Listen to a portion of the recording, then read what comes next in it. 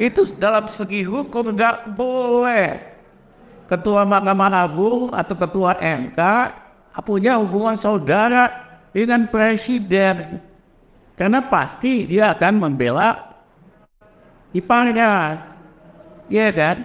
Di seluruh dunia yang mengaku negara hukum demokratis tidak boleh harus mengundurkan diri hakim yang punya konflik kepentingan. Nah, habis itu dilempar ke DPR, ya kan? Setelah menolak, nah nanti pemerintah bikin lagi Perpu. Nah, sekarang udah rame ini kritik terhadap Perpu. Mulai lagi ada usul, silahkan ajukan kembali ke MK. Nah, ini negara sirkus apa negara hukum? Ini negara modern apa negara kerajaan yang primitif?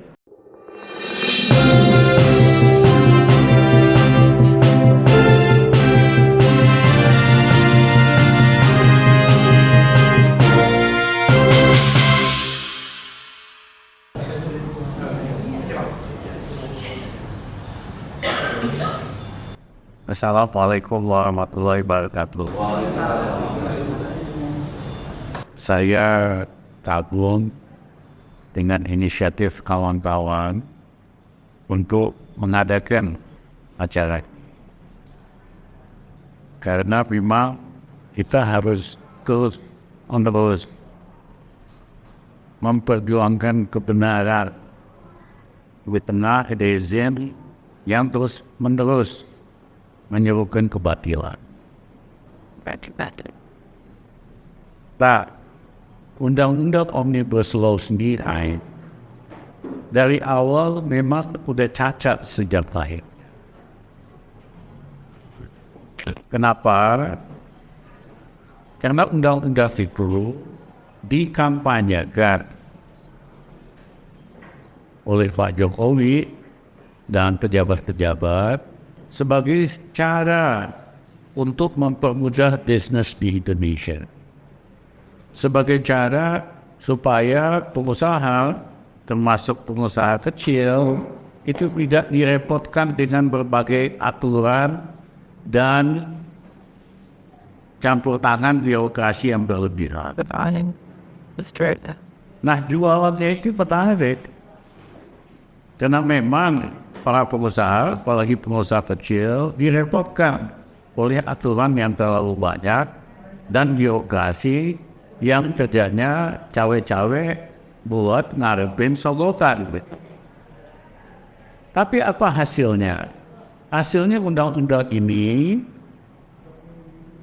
1000 halaman undang-undangnya.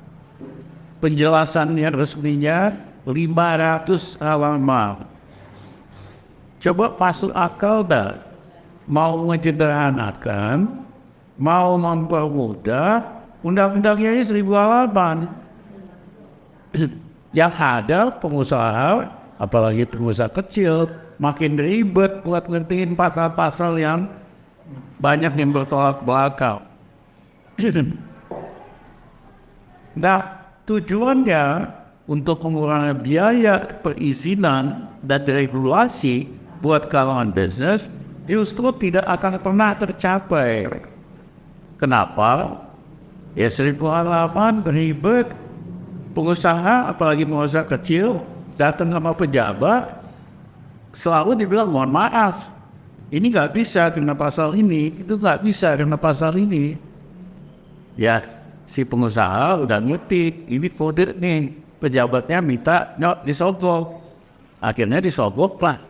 Jadi justru undang-undang Omnibus Law ini membuka ruang untuk pejabat malakin para pengusaha, apalagi pengusaha kecil.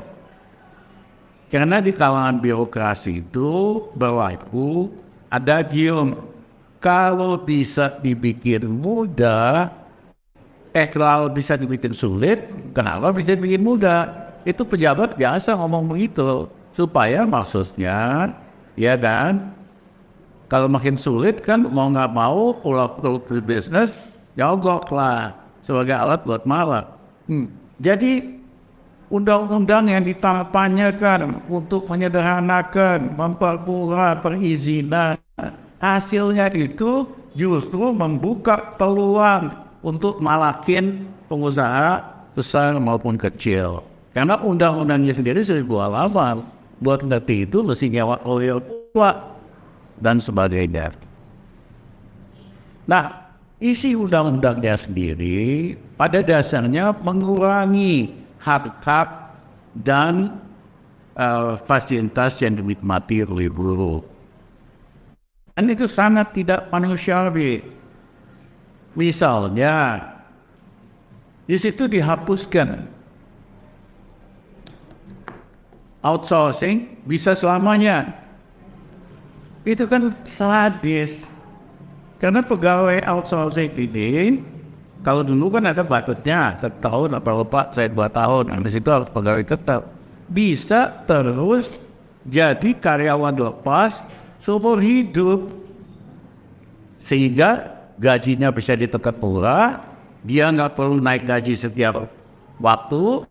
Dan yang ketiga, dia tidak perlu dibayar asuransi kesehatannya atau jaminan sosialnya. Nah, dampak daripada undang-undang ini, saya mohon maaf, ini sangat anti Pancasila. Ya, justru hak buruh dikurangi, dipreteli. Nah, yang ketiga, ini yang juga para teman-teman media suka lewat. Sebetulnya dagingnya itu bukan itu, tapi dagingnya dengan undang-undang yang ditempelkan ke Omnibus Law ini, yaitu undang-undang Minerba, di mana otomatis konsesi tambang dan mineral diberikan perpanjangan otomatis 2 kali 10 tahun. Sebetulnya mereka itu rata-rata udah habis masa konsesinya, udah 30 tahun. Harus dikembalikan ke negara. Terserah negara mau pakai miliki sendiri atau bagaimana. Diseludupkanlah pasal ini, yang lain hanya heboh soal terkait buruh dan upah, seludupkan, ya kan? Sehingga hasilnya goal. Makanya oligarki tambang seneng banget dengan undang-undang ini. Nah, ternyata teman-teman kan ngajukan ke Mahkamah Konstitusi, dinyatakan sebagai undang-undang ini tidak konstitusional, harus diperbaiki dalam waktu 2 tahun. Itulah yang membuat oligarki tambang takut. Kalau ini berlaku, berarti otomatis nggak ada perpanjangan konsesi. Untuk itu dia bujukin si Doi ini supaya tanda tangan secepatnya. Itu loh alasannya. Doi ini kan dikendalikan oleh oligarki tambang. Saya berikan contoh. Orang paling kaya di Indonesia adalah namanya siapa yang Malaysia? Wok namanya. Ya. Dia itu tahun lalu tidur-tiduran doang. Dia punya tambang batu bara lumayan besar di Indonesia. Harga batu bara naik dari $60 ke $400 per ton. Dia tidur-tiduran aja. Harta kekayaan si Lee Tzu Kwo ini, warga negara Malaysia, naik 147 triliun. Ya. Nah, itu baru si Lee Tzu Kwo. Belum raja-raja tambang yang lain pasti naik kekayaannya puluhan triliun, bahkan mungkin ratusan triliun. Nah, di negara-negara, bahkan negara kapitalis, kalau ini terjadi, dikenakan pajak tambahan. Namanya pajak windfall profit atau pajak kaya dadakan, karena dia kan tak apa-apa ya. Kenakanlah pajak tambahan karena keuntungan dadakan bisa sampai 30%. Itu terjadi di Inggris, terjadi di Amerika, bahkan di negara-negara kapitalis. Tapi pemerintah ini sangat memanjakan oligarki. Dia gak berani nyentuh keuntungan dadakan ini, kebayanglah tadi kan si Kuok ini 147 triliun nambah kaya. Kalau dipajakin 40%, iya kan? Itu udah berapa itu? Hampir 60 triliun masuk kantong negara. Dia gak berani nyentuh seorang si Kuok ini, apalagi lain-lain. Tapi dia berani naikin pajak rakyat, naikin PPN, naikin iuran BPJS, naikin BBM, naikin listrik, naikin gas. Ya bahkan yang mau beli rokok ketengan aja nggak boleh. Ini brengseknya habis benar. Keterlaluan. Harusnya kan yang dia pajakin tambahan itu yang dapat keuntungan dadakan. Dan itu duit gede semua, bisa dapat ratusan triliun. Nah tetapi dia malah ribet majakin rakyat kecil. Inilah ideologi sesungguhnya Jokowi. Dia itu ngabdi sama oligarki, meres bikin susah rakyat. Image-nya sih sederhana, image-nya banyak, polisinya, ideologinya orang super kaya. Bahkan saya baru mengatakan, dia kan kerjanya setiap hari nih jalan-jalan keliling, pulang-pulang ninjau proyek nggak bisa habis. Proyek yang nggak jadi aja dia kunjungi lebih dari 12 kali. KKN. Setiap hari kerjanya jalan-jalan. Sekali jalan tuh kan 100-200 orang. Pakai pesawat besar presiden. Mohon maaf, Jokowi presiden paling boros dalam sejarah Republik Indonesia. Harus diaudit pengeluaran dia jalan-jalan ini. Tapi bukan sekarang, nanti aja. Kalau Jokowi nggak puasa kita audit. Pasti banyak ketidakberesan. Ya, paling di situ dia pernah tuh berkunjung ke satu lokasi jauh naik pesawat, ketemu pendukungnya Jokowi cuma 50 ekor. Iya kan? Padahal tim advance sudah 100 apa segala. Saya cerita ini pejabat tinggi loh di sekitar dia. Ya, saya sebetulnya tersinggung waktu Gus Dur jadi presiden. Dikritik habis-habisan, kerjanya jalan-jalan aja. Padahal Gus Dur kalau jalan naik pesawat umum, pesawat kecil, rombongan yang cuma 50 orang. Itu habis dikritik sebagai presiden yang ngabisin anggaran perjalanan.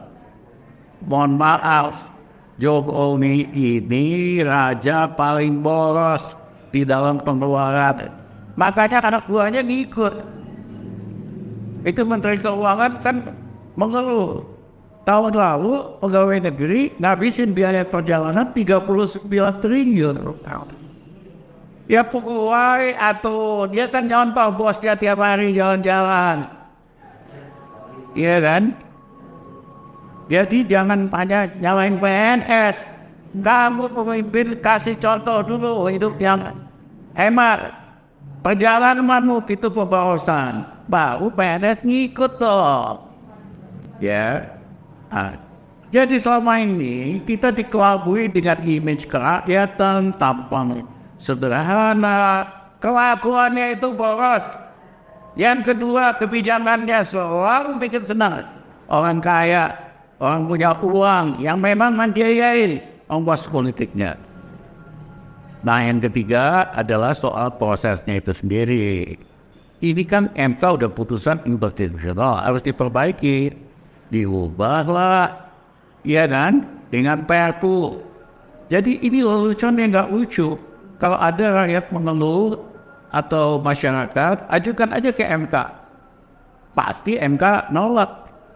Karena MK kan iparnya Jokowi. Itu dalam segi hukum nggak boleh Ketua Mahkamah Agung atau Ketua MK punya hubungan saudara dengan Presiden. Karena pasti dia akan membela iparnya. Ya kan? Di seluruh dunia yang mengaku negara hukum demokratis tidak boleh harus mengundurkan diri hakim yang punya konflik kepentingan. Nah, habis itu dilempar ke DPR. ya kan? Setelah menolak, nah nanti pemerintah bikin lagi Perpu. Nah, sekarang udah rame ini kritik terhadap Perpu. Mulai lagi ada usul, silahkan ajukan kembali ke MK. Nah, ini negara sirkus apa negara hukum? Ini negara modern apa negara kerajaan yang primitif? Terima kasih.